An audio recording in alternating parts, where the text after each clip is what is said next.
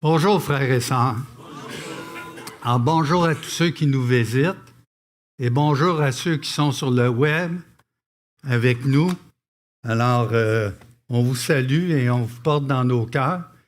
Et si vous êtes là pour la première fois, bien préparez-vous parce que vous allez avoir beaucoup de versets à regarder ce matin. J'ai préparé ce message, ça fait avant de rentrer à l'hôpital. Il était déjà terminé.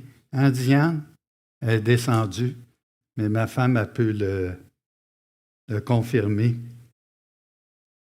Je vous ai mis un passage comme ça qui n'a pas rapport avec celui que nous allons voir ce matin. Mais vous savez, on peut dire qu'on est sage en Christ, on est fort et on est honoré. Mais j'aurais dû mettre en jaune plutôt ce que les apôtres sont, les derniers des hommes, les condamnés à mort, spectacle au monde, aux anges, aux hommes. Ils sont fous à cause de Christ, mais nous, on se considère comme sages. C'est aux Corinthiens qui parle. Alors, il y avait un manque d'unité, une division, et là, je ne dirais pas que c'est un discours ironique, mais rhétorique pour te faire entrer en toi-même, si tu es Corinthien. Et là, on dit, nous sommes faibles, vous êtes forts, vous êtes honorés, et on est méprisés, les derniers des hommes. Et pensez aujourd'hui, parce que le mot apôtre, apostolos, avait le sens ici d'être envoyé vers les hommes. Donc, on peut parler aussi de missionnaire aujourd'hui. Et là, ce que vous voyez, honoré, méprisé, souffrent de la faim, la soif, la nudité. Ils sont maltraités, ils sont errants ça et là. Nous nous fatiguons à travailler nos propres mains, injuriés, nous bénissons, persécutés, nous supportons, calomniés, nous parlons avec bonté. Nous sommes devenus, écoutez bien, les balayeurs du monde et le rebut de tous. Vous savez, c'est quoi une balayeuse et un rebut? Le savez-vous? Pensez à ça. Tu es une vidange. Tu es une cochonnerie par terre. On pile sur toi. Alors, jusqu'à maintenant, donc c'est un passage méditatif ce matin. Avez-vous la pensée ailleurs ce matin? Avez-vous un cœur chargé? On a chanté des cantiques. C'est pas juste pour chanter des cantiques, il y avait des paroles. En lui, déchargez-vous de tous vos soucis. Il prendra soin de vous. Ne vous inquiétez de rien. Vous êtes prêts, messieurs? Vous allez avoir de l'ouvrage. Ce matin, j'ai 66 diapos. Mais c'est vrai, c'est vrai. Alors, témoin de Jésus-Christ, série dans les actes. On tourne. Vous êtes prêts? On va voir la mission de Paul en Europe. Ça a déjà commencé avec Alexandre. Donc, ils ont traversé de Troas, sont arrivés à Nicopolis, puis ensuite à Philippe. On ne se trompe pas.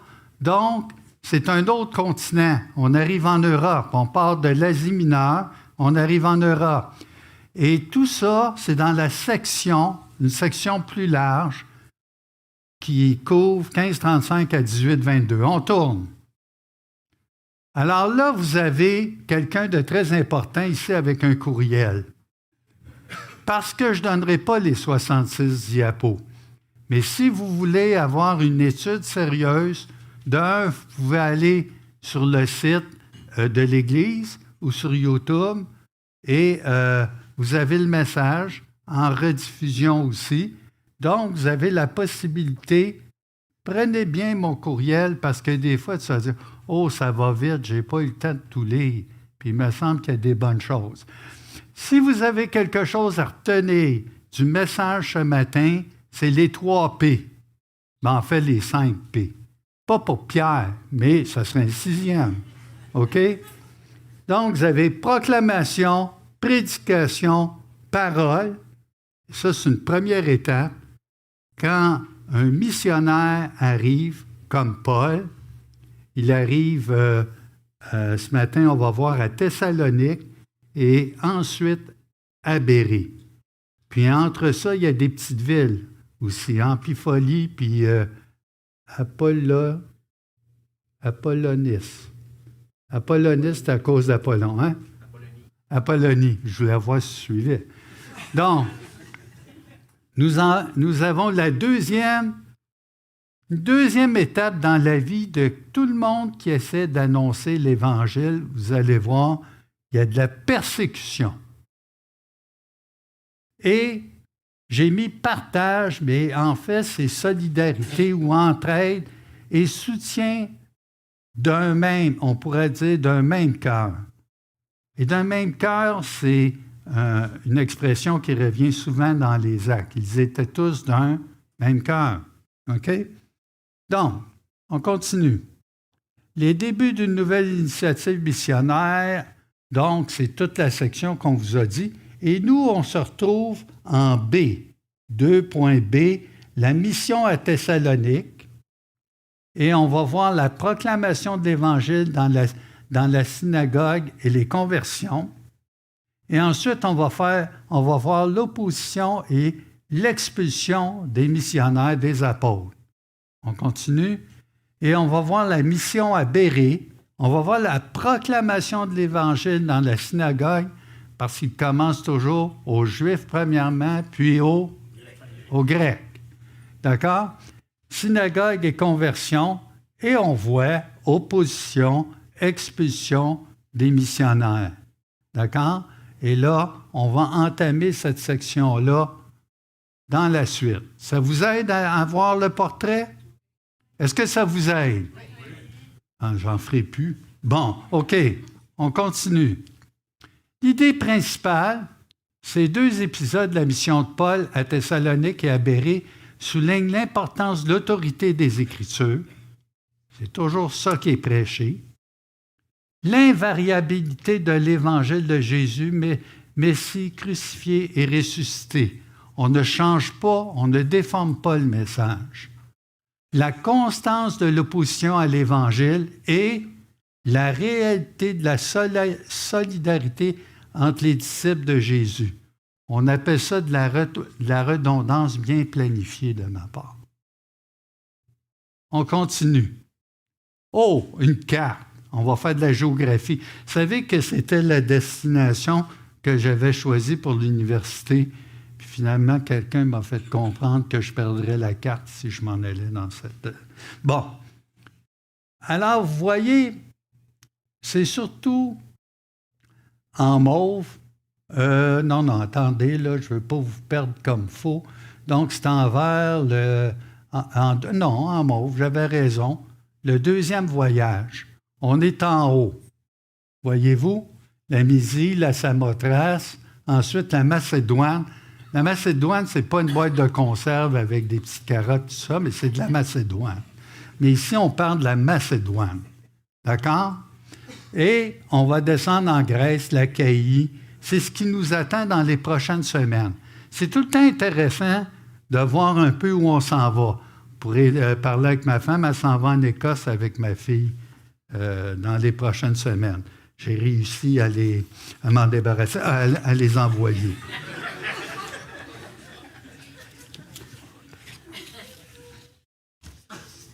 OK, on tourne, messieurs.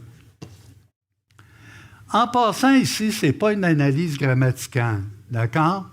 Mais vous aurez le temps de regarder ça quand vous aurez le temps d'aller visionner. Alors, ce matin, Paul et Silas passèrent par Amphipolis et Apollonie. Est-ce qu'ils ont eu le temps de parler à ces gens-là? Puis à quelle heure qu'ils ont traversé? Ça reste des choses qu'on peut s'interroger. Et ce que je peux voir, moi, ce qui m'a touché, c'est combien ces hommes-là marchaient, combien ces hommes-là étaient obligés de fuir de nuit dans des conditions terribles. c'est ce qui est venu m'impacter quand j'ai lu le passage. Et là, l'action, ils arrivèrent à Thessalonique où les Juifs avaient une synagogue. Et selon sa coutume, qu'est-ce que faisait Paul? Aux Juifs, premièrement, aux Grecs. Donc, il rentre dans la synagogue, puis Paul y entra, il discutait avec eux pendant 3 sabbats d'après les Écritures. Fait qu'il y a eu le temps, 3 sabbats. On continue.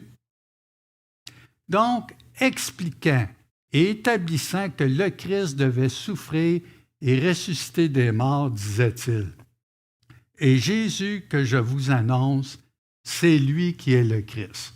Ça ne peut pas être plus clair, hein? Vous êtes d'accord? Oui? Amen? OK, on continue. Luc a utilisé 3 mots différents pour décrire son ministère. Il a argumenté, et le mot grec, dialexato, n'ayez pas peur, je vais en citer comme ça des mots grecs, juste pour vous habituer tranquillement. OK? Qui signifie discuter et ou converser. Alors, vous pourrez aller comparer avec Actes 17 où Paul va faire un débat à Corinthe. D'accord? Il va prendre le mot dialégo. Donc, argumenter, discuter, converser.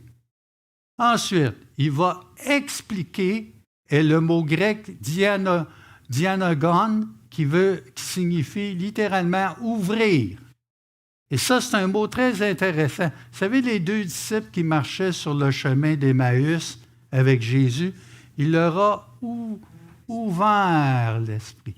Donc, ouvrir est le mot utilisé pour instruction de Jésus des 2 hommes dans Luc 24, 32. On continue. Donc, prouver est le mot grec paratitéménos. Voulez-vous le répéter après moi? Yeah, c'est bon. C'est bien parti, Jean-Daniel. OK. Qui exprime l'idée de produire quelque chose comme preuve. Expliquer. Donc, Paul présentait à son auditoire les passages appropriés de l'Ancien Testament. Alors là, il n'y avait pas le Nouveau Testament. Ça se faisait, ça s'écrivait. Alors, en particulier, ce qui enseignait, c'est la souffrance, la mort et la résurrection du Messie de Jésus. Alors, on s'imagine Paul aller dans Isaïe, de tourner, d'expliquer les passages. Et voici ce Jésus de Nazareth que vous avez crucifié. C'est lui le Messie. On continue. Ah, ça c'est le fun d'un petit arbre. J'aime ça. Ça se trouve dans Life Application Bible Commentary. Puis c'est toujours méditatif. Lorsque Paul parlait dans les synagogues, il commençait sagement par parler des écrits de l'Ancien Testament et expliquait comment le Messie les accomplissait, passant du connu à l'inconnu pour les gens. C'était une bonne stratégie. Mais n'oubliez pas, on peut avoir toutes les stratégies du monde, mais c'est le Saint-Esprit qui parle. Lorsque nous témoignons pour Christ, nous devrions commencer là où les gens se trouvent. Bon, tu es à Montréal, je vais être à Montréal. Non, c'est plus que ça, je veux dire. Commencer là où ils sont, c'est qu'il y a des gens qui ne connaissent même pas Jésus. Il y a des gens, il ne faut pas penser « Ah, moi j'ai été élevé, puis la personne… » Puis des fois, « Non, moi je ne crois pas que Dieu existe. » Bon, on va commencer là avec toi. D'accord? Affirmer la vérité qu'ils connaissent et finalement tendre vers la présentation de qui? Christ, c'est Christ qui est glorifié. Christ est toujours au centre, celui qui est la vérité. Là, les gens à la maison, excusez-moi, je vais me déplacer souvent en dehors de l'écran comme ça. Bon, on continue. On continue notre texte. Quelques-uns, non, c'est beau. Hey, commencez pas les gars.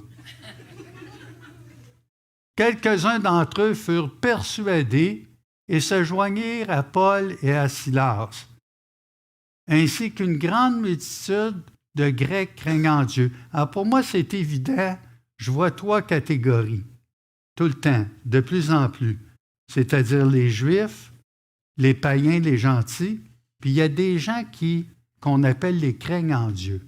Donc, ils semblent avoir un peu comme Corneille. Hein? Corneille, c'était un quoi? Non, je viens de le dire. Un craignant Dieu. OK. Bon. Vous suivez, c'est bon. Ainsi qu'une grande multitude et beaucoup de fans de qualité. Ce que je veux, avant de passer à l'autre diapo, vous étiez prêts, je le sais. Est-ce qu'il y a eu des écrits à Thessalonique? Il y en a eu 2. 2 épîtres. Alors, on pense des fois que les choses tournent de mal, puis les gens on va voir qu'ils étaient moins disposés qu'à Bérée, mais il y a eu quand même 2 lettres à Thessalonique, montrant l'impact du ministère de Paul dans le temps, dans la séquence. Jamais oublier ça. On continue. Mais les Juifs jaloux, que ça ne prend pas de temps. 3 sabbats. Ils prirent avec eux quelques hommes méchants de la populace. Je ne sais pas si vous voyez ici le combat spirituel. On parle de Dieu, Paul fait la présentation, et des Juifs qui se disent pieux vont prendre avec eux quelques hommes méchants de la populace. Voyez ce que le cœur de l'homme, ce qu'on est capable de faire, hein? Alors, ils provoquèrent des attroupements et répandirent l'agitation dans la ville. Dans la ville, ils se portèrent à la maison de Jason. Qui est ce Jason? Bien, premièrement, on pense que c'est celui qui a hébergé les Paul et Silas. Ça va? Ils se portèrent à la maison et ils cherchèrent Paul et Silas. On les avait cachés comme faux ailleurs. Hein? Oups! Ailleurs. Oui, vous m'avez entendu. OK? Pour les amener vers le peuple. Hey, on te les prend, on te les amène devant la ville, les magistrats, puis tout ça. Et là, qu'est-ce qui se passe? Ah! Interruption.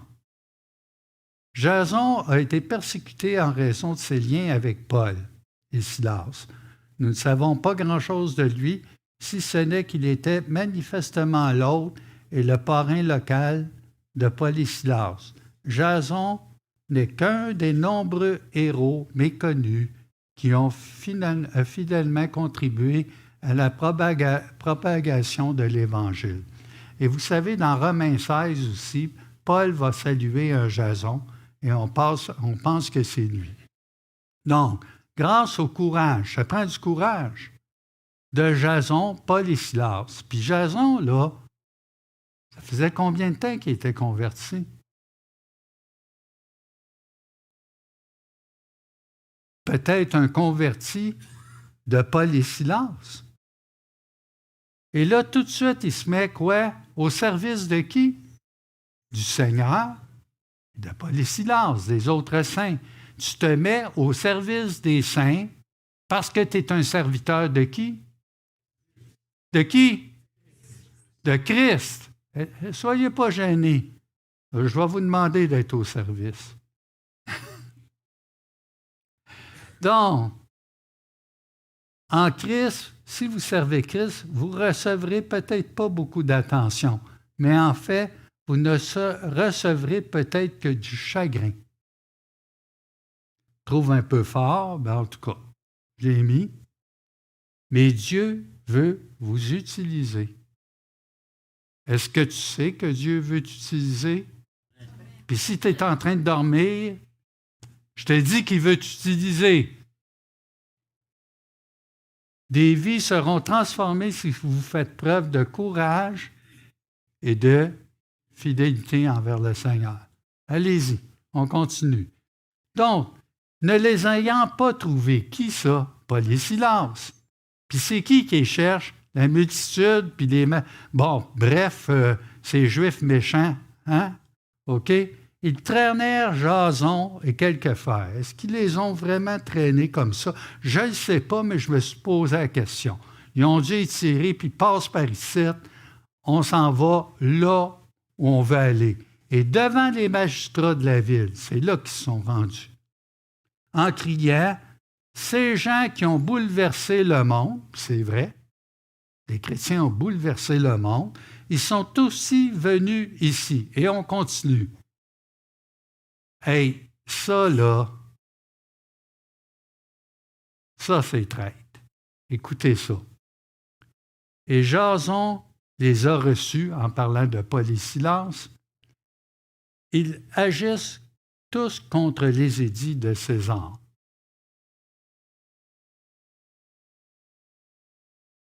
Non. On est soumis au gouvernement. On est soumis à nos autorités. Et là, ils disent, et ça c'est vraiment tordre, hein? Ils disent qu'il y a un autre roi pour Jésus. Donc, en appelant à César ou aux Romains, la magistrature, ils savaient que là, ça ferait mal.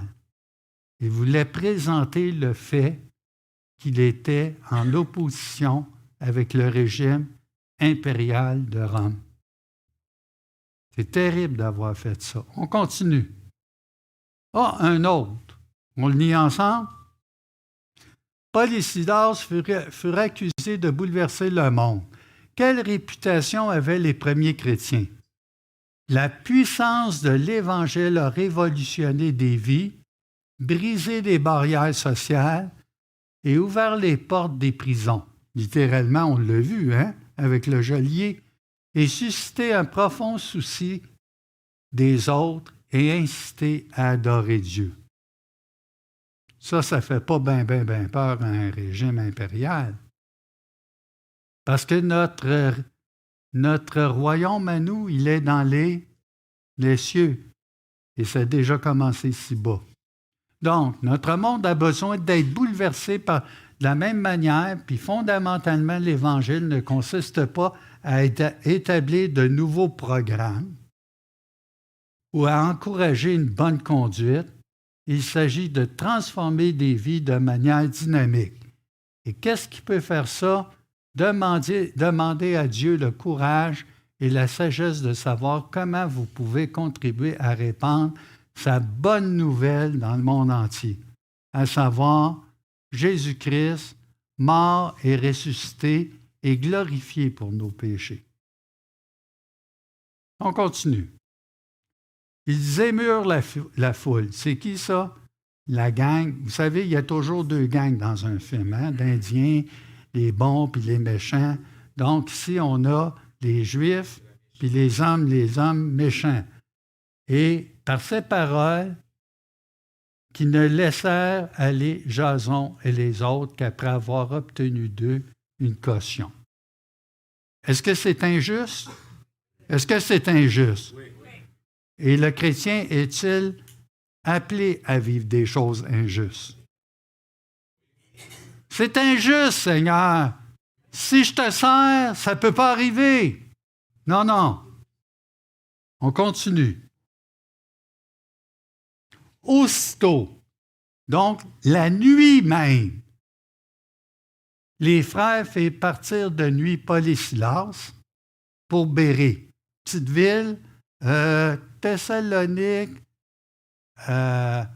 OK, Philippe et Thessalonique, c'est 160 km, à peu près, c'est 160 km. C'est Montréal-Sherbrooke? Oui, OK. Donc, là, on a moins de distance, mais les filles partir. Hey, tu marches la nuit, là. Sais-tu qu'est-ce qui t'attend sur la route? Tu as été persécuté, et là, tu pars, l'âme chargée. Alors, rappelez-vous les premiers versets, là, OK? Persécuté, puis tout ça, donc. Et là, ils partent pour Bérée. Lorsqu'ils furent arrivés, ils disent, mais Paul, ça va pas. Tu rentres encore dans une synagogue, les Juifs. Tu n'as pas eu ta leçon? Mais qu'est-ce qui t'attend? Tu es obligé de fuir, puis là, tu rentres dans une synagogue. Donc, je me suis choisi un instrument pour aller parmi les nations. Ça s'est passé où? Sur le chemin de Damas. Hein? On a vu des choses dans les actes, hein? On continue. Ces Juifs avaient des sentiments plus nobles, plus élevés, plus, je vous dirais, disposés. Ah, c'est bien. J'aime ça faire parler Antonio parce que le vocabulaire français sort, donc c'est bien. Que ceux de Thessalonique, mais n'oubliez pas qu'il y a eu 2 lettres à Thessalonique. Ils reçurent la parole avec beaucoup d'empressement. Et ça, c'est le genre d'auditoire que tu veux. Hein? Ils examinaient chaque jour les Écritures. Chaque jour. Chaque jour. L'Ancien Testament. Pour voir si ce qu'on leur disait était ça coche. Hein? On continue. Quel auditoire idéal! Il présentait les qualités que tout enseignant de la parole aimerait trouver chez un auditeur. Hein? Dans ton cours, tu aimerais ça. Hein? Quand tu vas à Gatineau, quand tu vas à Parole de vie ou même, bon, tu n'es pas obligé de les réveiller. Hein? OK, c'est bon. Ouvert d'esprit. Il était réceptif à l'enseignement. C'était des auditeurs avides. C'est ce que vous êtes, là. Oh, je suis en train de vous avoir. Y en a-tu un qui dort? Réveillez-le. OK? Ils étaient ouverts à la vérité. Scrutateurs des Écritures, ils ne croyaient pas tout et ne prenaient pas tout le monde au mot. Ils faisaient leur devoir. Même le prédicateur d'en avant était étudié. Ça va? Chercheurs de vérité, ils recherchaient la vérité absolue. Il y a beaucoup de vérité là-dedans. Hein? OK. On tourne. John Wesley qui a dit ça. Je désire connaître une chose, le chemin du ciel. Dieu lui-même a daigné nous l'enseigner. C'est précisément à cette fin qu'il est venu du ciel. Il l'a consigné dans un livre. Donnez-moi ce livre à tout prix, donnez-moi le livre de Dieu. Et ça, c'est une prière là, de John Wesley. OK? Nous prêchons la parole de Dieu. On continue. Ah, un autre. Vous êtes prêts? Comment évaluez-vous les sermons, les livres et les enseignements? Ça, c'est les gens de Bérée. Les habitants de Bérée ouvraient les Écritures et cherchaient des vérités pour vérifier ou réfuter l'enseignement qu'ils entendaient. Donc, les rouleaux de l'Ancien. Oubliez, hein? Il faut mettre les choses dans le contexte. Nous, on rouvre la Bible au grand complet. D'accord? Comparez toujours ce que vous entendez ou lisez avec ce que dit la Bible. Tout le temps. Pas avec les sites web, pas avec Facebook, pas avec tout ce qui passe sur YouTube. Comparez-la avec la Bible. Un prédicateur ou un enseignant qui transmet le véritable message de Dieu ne contredira ni n'expliquera jamais quoi que ce soit à tort de la parole de Dieu. C'est du moins ce qu'on espère. Mais une étude biblique sérieuse sera nécessaire pour vérifier ce que nous lisons et entendons. Et même moi, je peux citer peut-être quelque chose, puis oups, si tu as le ministère à cœur, tu viens nous voir. On continue? Plusieurs d'entre eux crurent. Qui ça? Les gens de Bérée. Des gens qui avaient des sentiments nobles, hein? OK? Ainsi que beaucoup de femmes grecques de distinction et beaucoup d'hommes. Moi, ce que j'aime de Luc, c'est qu'il parle beaucoup des femmes. Puis ça, c'est une ouverture comparée à ce qu'on voyait auparavant, à l'époque. Donc, mais quand les Juifs de Thessalonique surent que Paul annonçait aussi à Bérée la parole de Dieu, oh non, ça recommence. Ils vinrent y ajouter la foule. On estime à peu près à 3 semaines, là aussi. À peu près 1 mois et demi à 2 mois. Paul a été entre Thessalonique et Bérie. Ça n'a pas été grand temps, mais suffisamment plus qu'à Thessalonique, où là, il est peut-être resté 6 à 8 semaines, de ce que je peux comprendre. On continue. Encore, les Juifs jaloux de Thessalonique suivirent Paul à Bérie pour semer le trouble. C'est assez terrible. Combien le péché de jalousie est laid et dévorant? Connaissez-vous des gens qui suivent ce modèle dans leur vie, même dans leur prétendu ministère? Ça peut même se faire dans l'œuvre. Et on a été tous jaloux au moins une fois dans sa vie. Et il faut regarder le motif qu'il fait, le motif du cœur. Ils passent leur journée dans une envie aussi bien dissimulée, fonctionnant selon des principes très articulés et pieux. Ça semble la piété. Et là, bien qu'ils ne construisent jamais rien de positif eux-mêmes, ils réussissent très bien à détruire ou bloquer ce qu'ils envient dans le travail des autres. Si vous avez déjà eu ce comportement, apprenez de ces Juifs violents et aveuglés par l'envie, la guerre spirituelle. Donc, comme tant de leurs semblables avant eux, ils attaquaient le porte-parole de Dieu lui-même. C'est quand même terrible, hein? Paradoxal. Tu apportes la parole de Dieu et toi, tu l'attaques en te croyant pieux. Hein? On y va. Donc, aussitôt, qu'est-ce qu'ils ont fait? Pour recommencer, alors les frères firent partir Paul du côté de la mer. Quelle heure qu'il était, je ne le sais pas.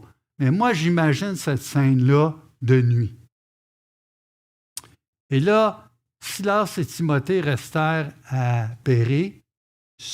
Donc, il y a 2 frères, Silas et Timothée, mais ils ont fait quitter Paul. Ceux qui accompagnaient Paul le conduisirent jusqu'à Athènes. Petit voyage en bateau, pas juste d'une demi-heure. Regardez la carte, là, puis si c'est en pleine nuit, tu as besoin de savoir comment naviguer. Donc, ils l'ont amené jusqu'à Athènes, ils l'ont conduit, puis ils s'en retournèrent chargés de transmettre à Silas et à Timothée. Tiens, Paul, on te débarque. C'est un bien bel endroit. Prends ton guide touristique, puis tu suivras. Hein, non. Il n'y a pas de guide touristique, là. Il arrive dans une ville. Y a-t-il des croyants? Bon, on va voir ça. Comme disait le capitaine Bonhomme, ce sera la semaine prochaine. Hein? Avec... et là, OK, bon. Alors, ils s'en retournèrent chargés de transmettre à Silas et Timothée l'ordre de le rejoindre au plus tôt. On continue. Théologie appliquée. Vous êtes prêts? Je n'aurai pas le temps. OK, je vais aller surtout. Bien, il y a 2 épisodes. Il y a les points suivants. Les pasteurs et les enseignants des églises locales, ainsi que pour les évangélistes et les missionnaires, et j'irai un pas plus loin en soulignant que chacun des points s'adresse à chaque enfant de Dieu. Pas juste aux missionnaires, à nous tous. On continue. L'invariabilité de l'Évangile. Donc, on a vu le premier point qui était proclamation, parole, prédication. Pierre, lui, a proclamé Jésus comme le Messie d'Israël, qui devait mourir et que Dieu a ressuscité à Jérusalem. Paul a proclamé le même message à Antioche la première fois. Et il l'a prêché à Thessalonique.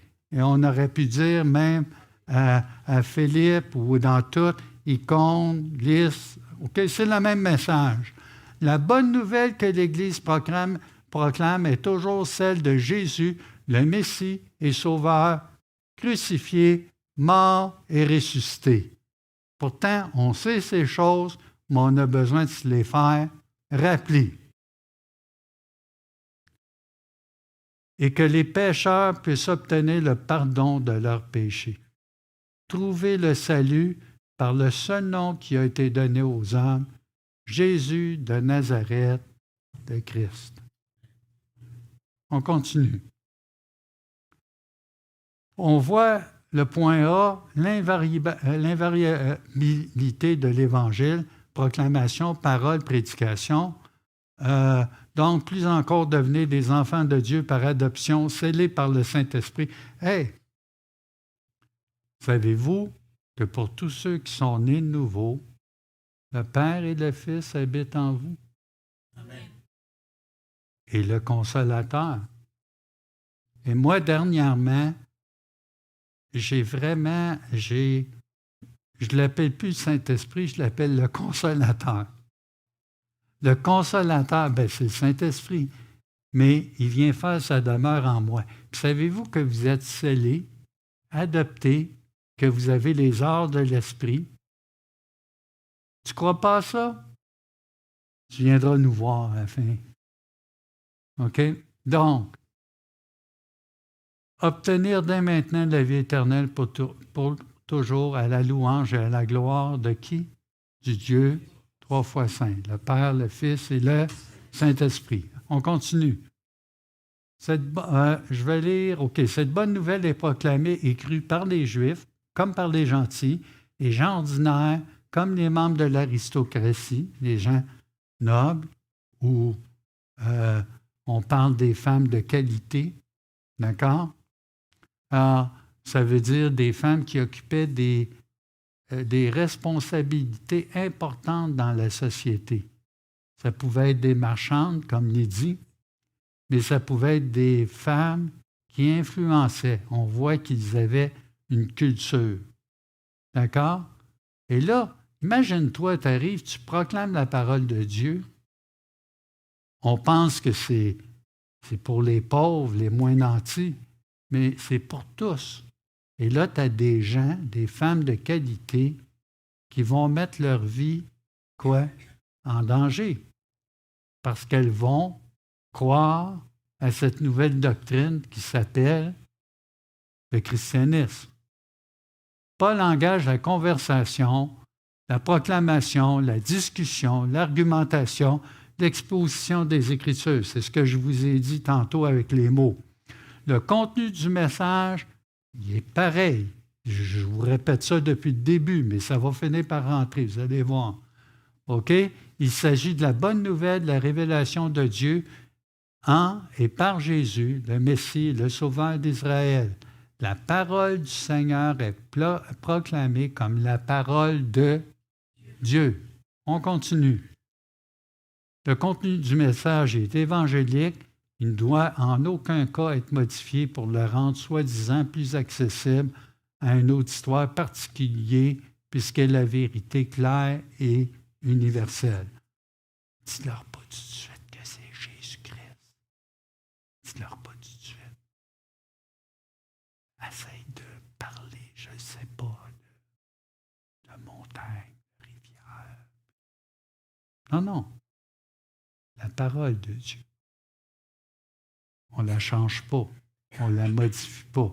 On peut avoir des stratégies pour présenter le message, et ça se termine toujours par qui? Jésus-Christ. On continue. Alors là, je vais aller seulement ce qui était souligné.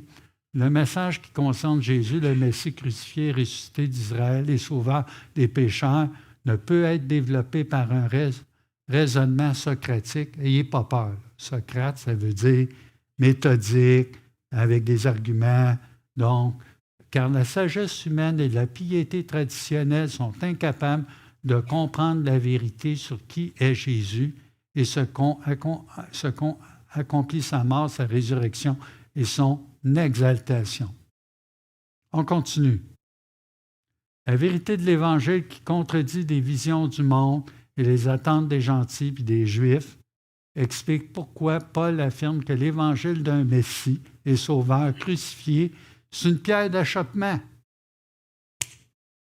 Pour les Juifs, c'est une absurdité. Pour les Grecs, dont aucun ne peut comprendre l'Évangile, malgré leur exigence de signes et la sagesse. Donc, les Grecs vont demander une manifestation de miracle ou tout ça, puis ils vont demander, n'oubliez pas que c'était des gens où la philosophie était très présente. Amour de la sagesse, sagesse des hommes. Sagesse des hommes. Puis la parole de Dieu, c'est une folie pour l'homme qui ne comprend pas. OK. L'autorité des Écritures souligne que l'argumentation de Paul repose sur les Écritures, en lien avec sa mission à Thessalonique et par conséquent aussi à Bérée. Il est évident que les Juifs qui enseignent à la synagogue lisent, expliquent et argumentent à partir des Écritures. Donc, le récit de Luc souligne l'importance de lier la prédication de l'Évangile aux convictions de ses auditeurs. Donc, Paul a été sur leur terrain en présentant les Écritures auxquelles ils sont habitués. Ça va? Alors, dans un contexte juif, cette autorité à l'Écriture, dont les Juifs pieux acceptent les livres comme des paroles de Dieu. On continue. Il ne faut pas oublier que l'argumentation de Paul avec les Écritures était bien plus qu'une manœuvre tactique. Il était lui-même profondément convaincu que les Écritures sont la parole de Dieu. Il faut avoir cette conviction. La proclamation de Jésus comme Messie et Sauveur, donc si vous voulez lire ceci, vous devez aller sur mon adresse, puis je vous enverrai le discours. D'accord? La proclamation de Jésus comme Messie et Sauveur, comme parole du Seigneur, c'est son intégrité, non du pathétique. J'essaierai de vous faire pleurer là, avec un beau message. Là. Vous comprenez? J'en mettrai. OK? Je peux avoir un côté émouvant et touchant, ce qui ne veut pas dire qu'on n'a pas le droit d'exprimer nos émotions. Mais si c'est que ça, oubliez ça. C'est la parole de Dieu qui prime. On continue? Mais de son accord avec l'Écriture, le prédicateur, comme parole de Dieu, prêcher et enseigner sur la base d'autorité des Écritures, ça ne se résume pas à de simples récitations de passages bibliques. Si la foi ne naît pas d'arguments, elle est indéniablement et fondamentalement liée à la compréhension du plan du salut, à la compréhension de l'identité et de l'œuvre de Jésus comme Messie et Sauveur. Si vous placez la confiance dans le message que je donne, moi je vous dis, mettez votre confiance dans celui qui est révélé. Donc, on continue. J'en ai bien d'aider. Pour les chrétiens, la réalité de l'autorité des Écritures signifie que la proclamation et l'enseignement des prédicateurs ne sont pas acceptés spontanément. Les gens de Bérée, hein? Qu'est-ce qu'ils ont fait? Parce qu'ils sonnent justes et attrayants. Parce que, ils semblent donner un bon spectacle. Non. Parce que nos pères sont d'accord avec ce qui est dit. De même que les Juifs de Bérée examinaient l'enseignement de Paul, et pas seulement les Juifs, OK? Donc, testant son authenticité, sa pertinence sur la base de son accord avec l'Écriture. Les chrétiens examinent la prédication et l'enseignement des pasteurs et des évangélistes reposent sur la même base, soit l'Écriture. On continue. Dans un tel contexte culturel, il est nécessaire d'apprendre aux chrétiens non seulement à professer l'autorité des Écritures, mais aussi à les étudier réellement, à connaître leur contenu et à comprendre leurs messages variés et de devenir capable d'analyser la prédication de l'enseignement chrétien. Et je vous dirais un pas plus loin. Une fois que tu es capable d'analyser que tu sois surtout capable d'annoncer. Si ça reste juste là, annoncer. On y va. Donc, point 2. La réaction de l'Évangile est toujours mitigée. Parfois, seuls quelques Juifs parviennent à la foi en Jésus comme Messie, puis parfois de nombreux Juifs deviennent croyants. Comment ça se fait que dans une ville, ça fonctionne, puis dans une autre, ça ne semble pas fonctionner? D'accord? On continue.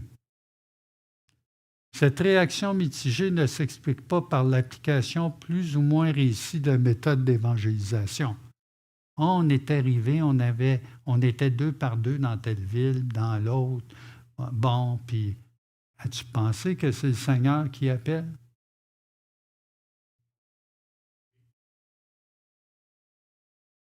À Thessalonique et à Bérée, la réaction a été mitigée. Ça n'a pas été pareil. Ce n'était pas la foi d'un côté puis l'indifférence de l'autre, mais la conversion de certains auditeurs et l'opposition d'autres.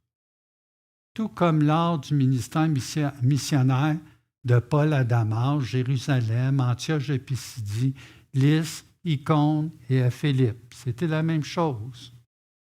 On continue. Les accusations portées contre les missionnaires peuvent être fondées sur la réalité dans une certaine mesure. La proclamation par Paul de Jésus comme Messie et de son royaume peut facilement être interprétée comme une rivalité avec l'empereur de Rome et ses exigences de loyauté.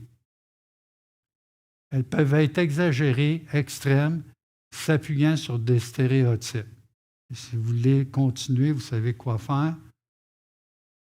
Mais une proclamation de l'Évangile qui n'est jamais offensante n'est peut-être jamais authentique.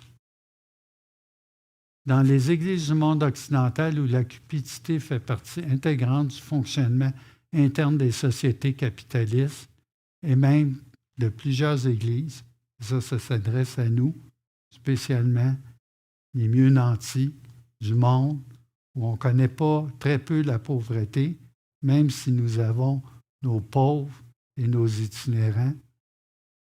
Alors, il peut être mal avisé de souligner l'insistance de Paul sur le fait que la cupidité équivaut à l'idolâtrie. Quand on dénonce ça, tu peux arriver dans une église, spécialement aux États-Unis, puis perdre la moitié de ta clientèle. Une clientèle? Tu as parlé d'une clientèle?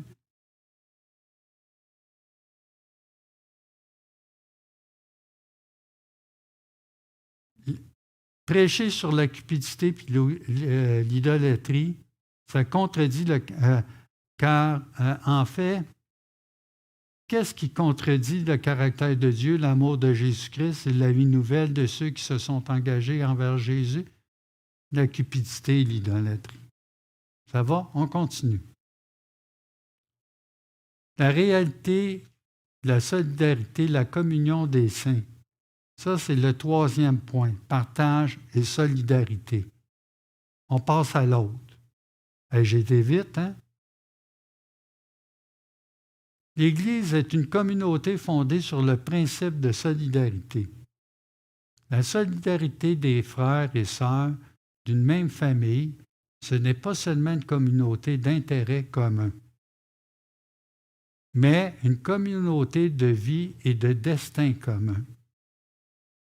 Comme l'affirme Paul, si un membre souffre, tous les membres souffrent avec lui. Si un membre est honoré, tous les membres se réjouissent avec lui. Ça, c'est le but à atteindre dans une Église en harmonie, qui marche par le Saint-Esprit avec Christ. On continue. J'ai fini. Non, à partir de là, vous devez aller sur mon site Internet. Et qu'est-ce que j'ai mis là? J'ai mis l'explication de ce qui se vivait à Thessalonique, de ce qui se vivait à Bérée, le rapport entre les Juifs et les autorités romaines, toutes des choses qui ne sont pas intéressantes.